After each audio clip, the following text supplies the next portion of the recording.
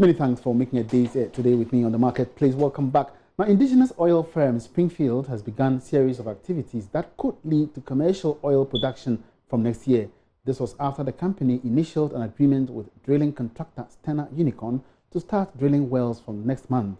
Chief Executive of Springfield, Kevin Ochery, has been speaking with Joy Business on the impact this move will have on the entire oil and gas industry.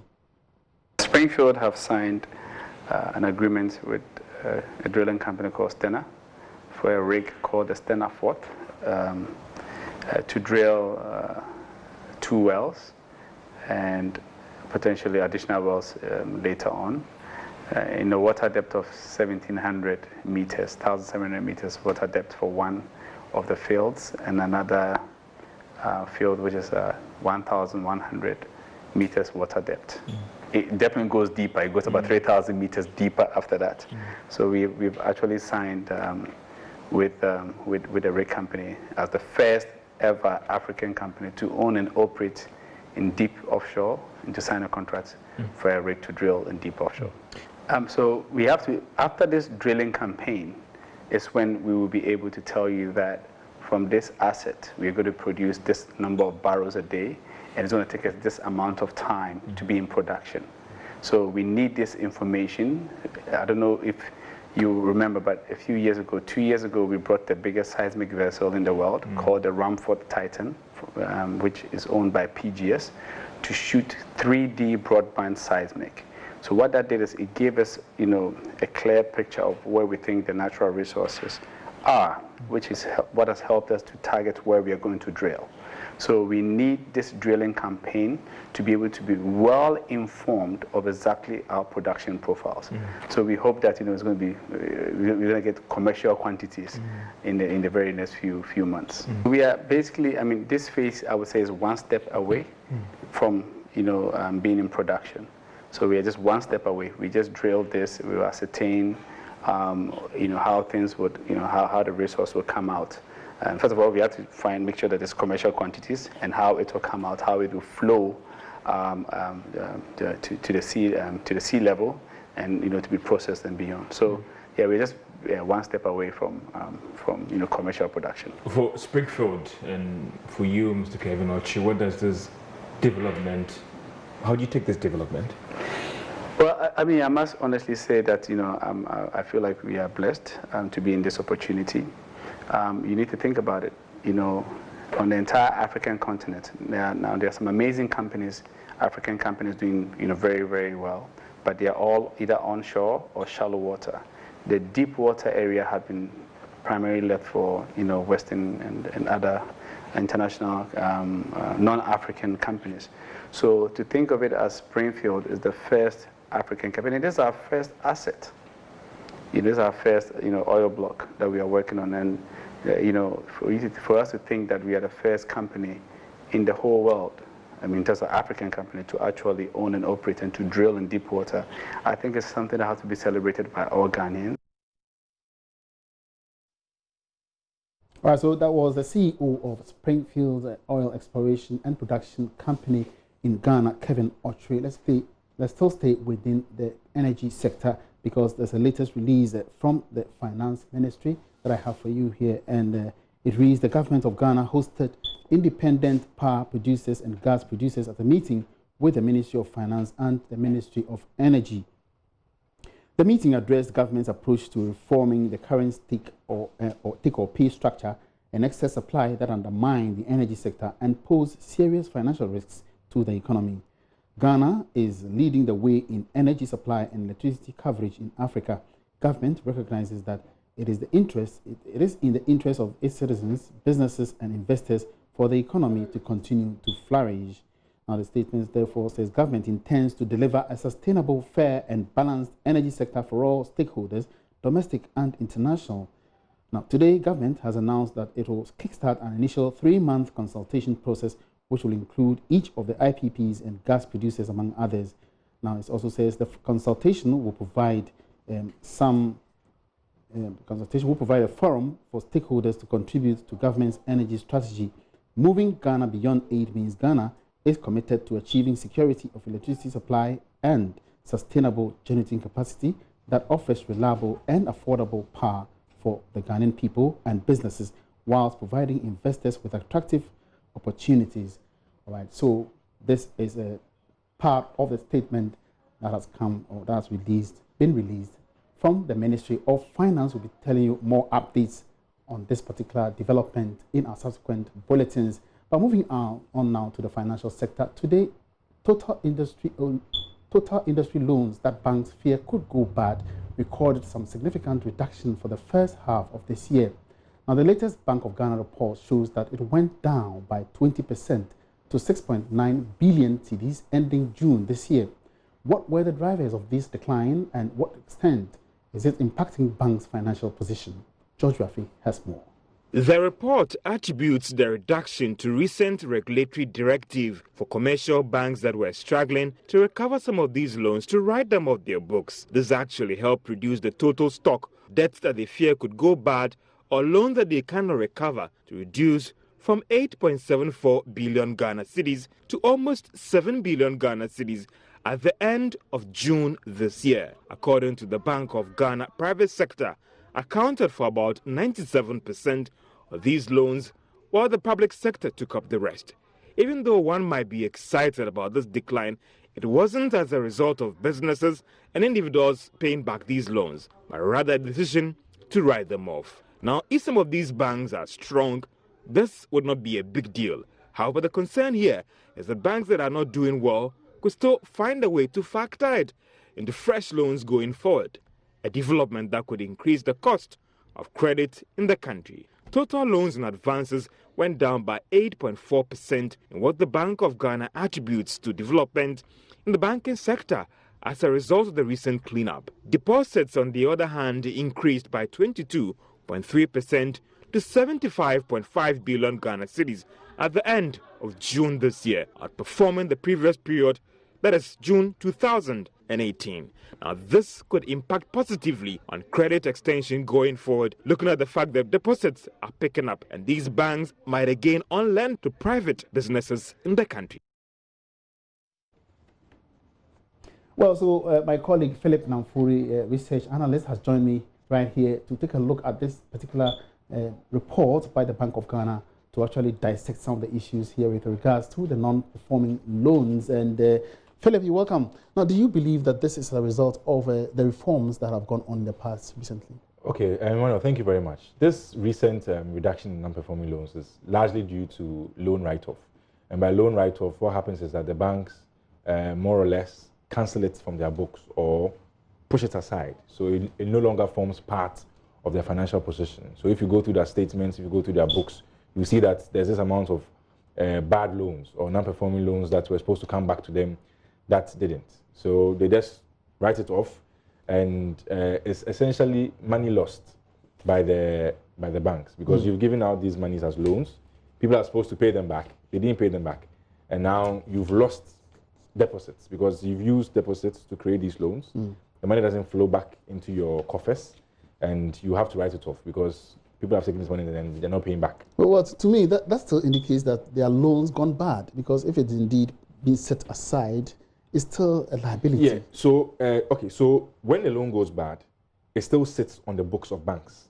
And as time goes on, it eats into their financials. But with this write-off, it's been taken off. So it's as if it doesn't exist at all.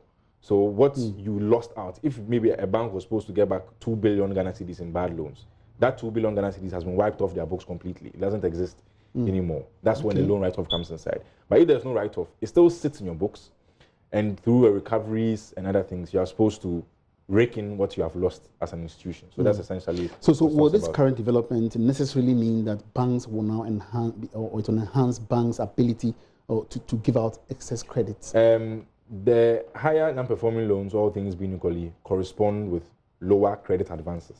So the more banks get in terms of bad loans, the less they are likely to give out as loans. Simple reason. This is money that has been lost to the institution. From this same money, they are supposed to provide credit services to you and I.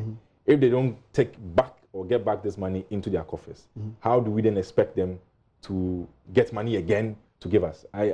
I don't know if you're Well, I getting do, the drift of it. but on the face of the report, if it's gone down significantly by 20 billion or so, then it means it enhances their position to give out loans. It's marginally, but this is money that they've lost. They need to recover these funds. Other things also come into feed into the credit advances that the banks give. So we need to weigh these two. But non-performing loans coming down, good thing, but the manner in which it has come down, just a loan write-off. This is not as a result of a change in the credit risk management of banks whatsoever, according to the report. But banks individually must ensure that when they are giving out loans, they mitigate the chances of it going bad, and if it goes bad, institute all recovery processes to bring back those funds. Mitigate the chance of it going bad. What should they exactly be doing now from now going? Well, it all goes back to credit risk management. So when during the loan origination process, when somebody comes to apply for a loan, study the person properly. Check whether the person has had bad loans through the credit reference bureau system.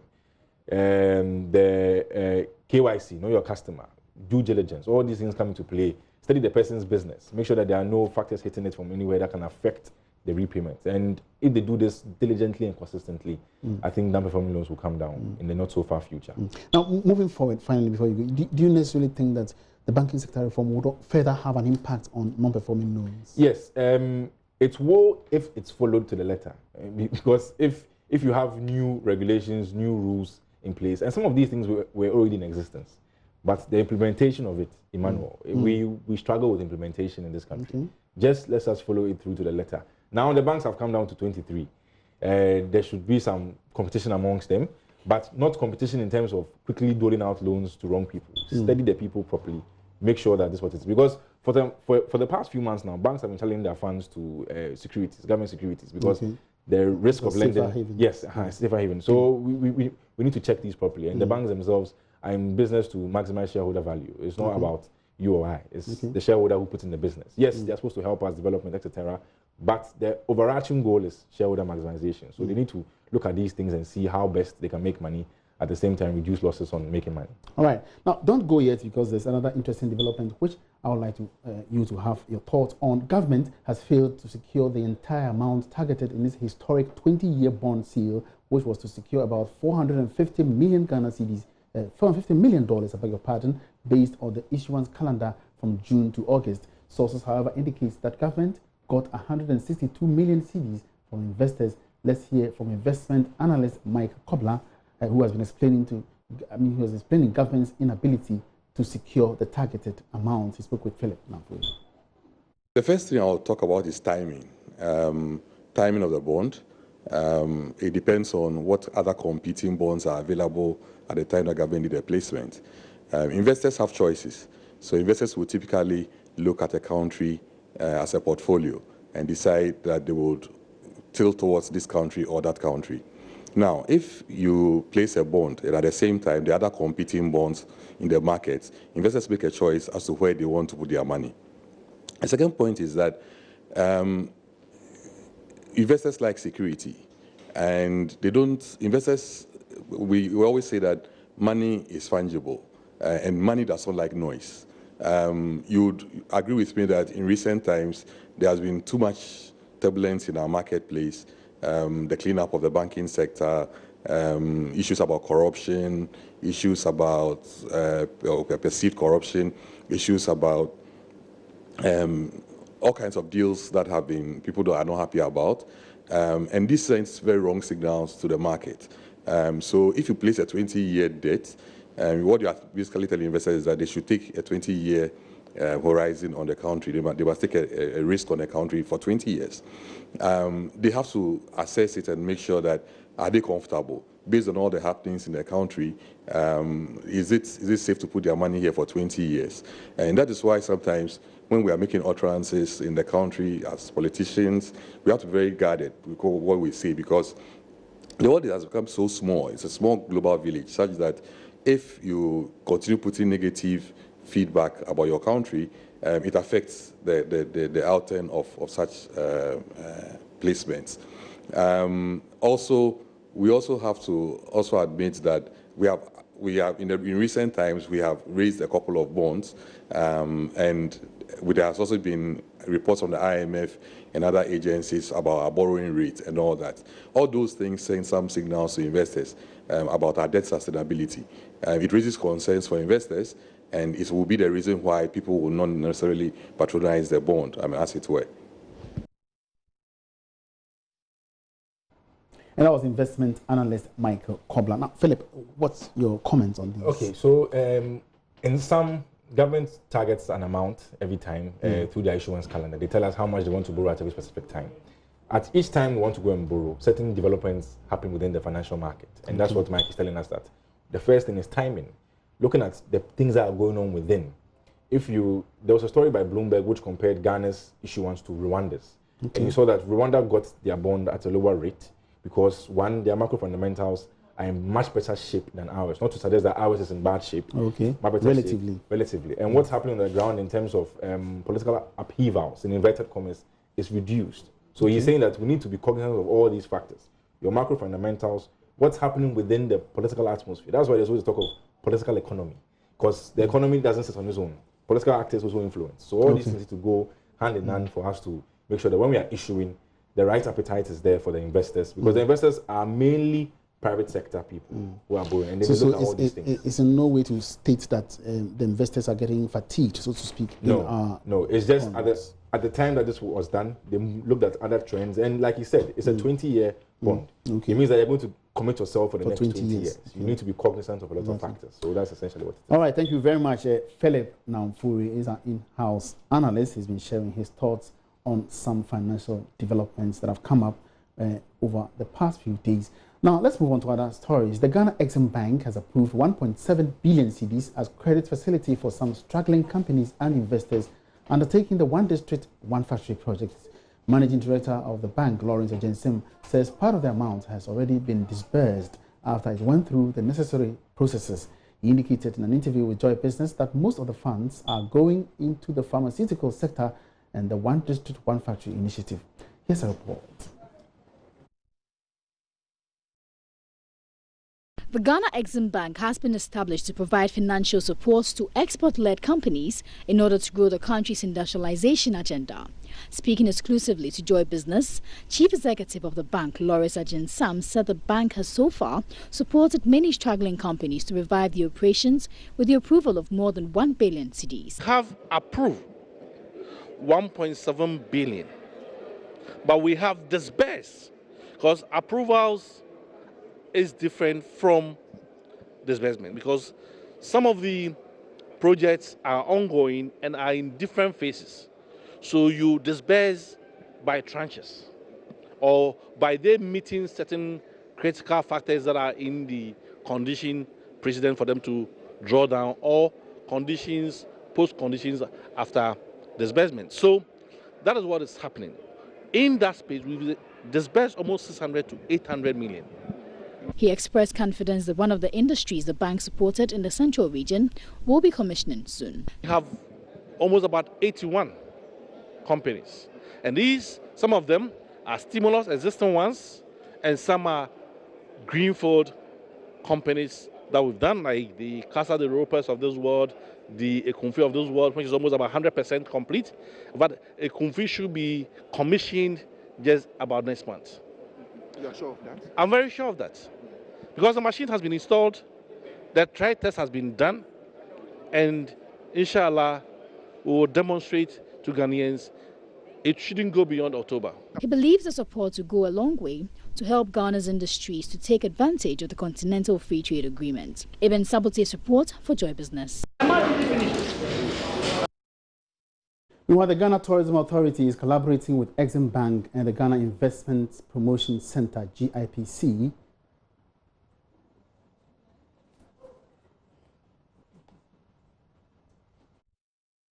a lot of when we did our research before we launched the year of return, we said people should come home. Initially, we called it the homecoming, and then we changed it to the year of return. The question is, what is happening there that I should come? So aside the fact that we tell them that we have a hospitable climate, we are peaceful, our culture is rich, there is the warmth of the people and all that, the food is good and all those things, adventure tourism and everything. They want specifics. So having these events gives them some specifics. So somebody will say, okay, I hear that there's going to be a Grand Durbar of Chiefs in Ghana on the 27th of September. Let me go, and I'll go to Ashanti region and witness all the chiefs in states. When Otunfo was having this at the Ekese, we all saw the numbers that came. Some from Suriname, from all over Nigeria and all those things. So having these events is a way to give people specifics of what they will come and what they will see. We know that already within Ghana, when we talk about the year of return, we're also looking at domestic tourism.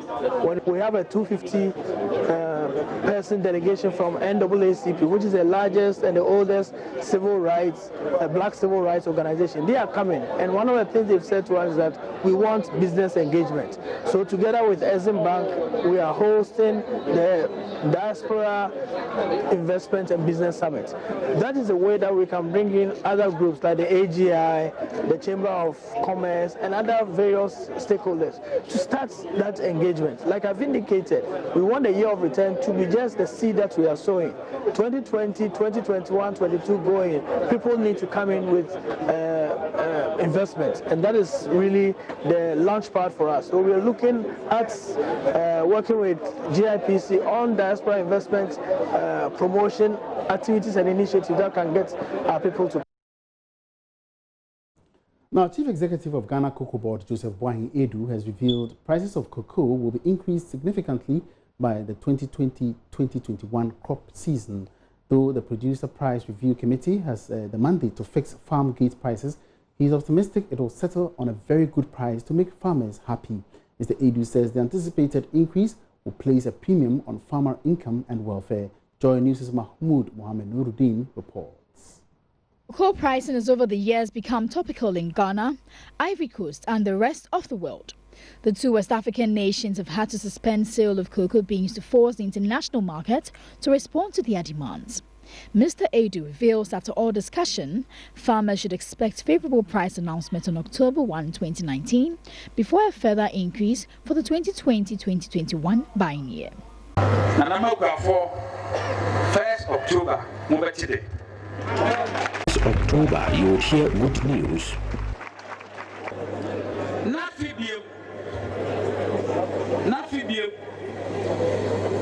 Sa 1st October, 1st October 2019.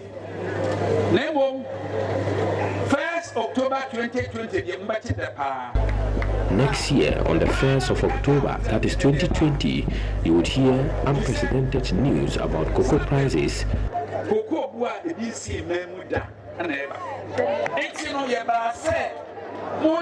So we came here to inform you to start working on your cocoa farms. I am pleading with those who have farmlands to take good care of them and desist from giving them out to illegal miners.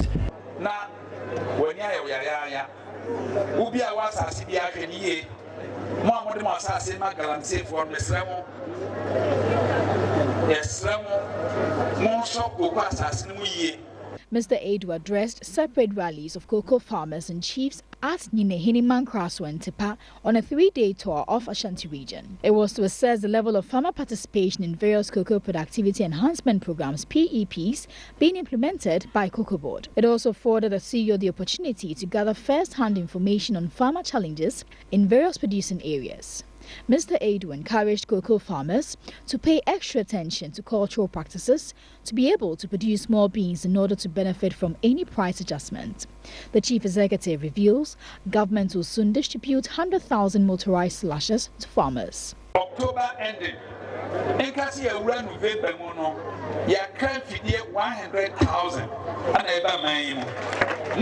have authorized the importation of 100,000 motorized slashes into the country between October and November.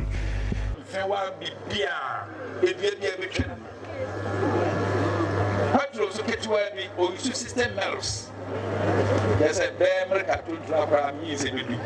Petro Kitso in a use.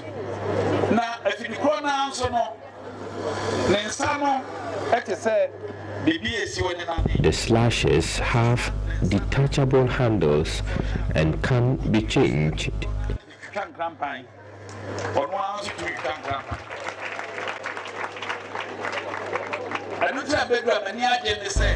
I am particularly happy in a sense that all the slashes will be handed over to the leadership of the cooperatives to be distributed to you all.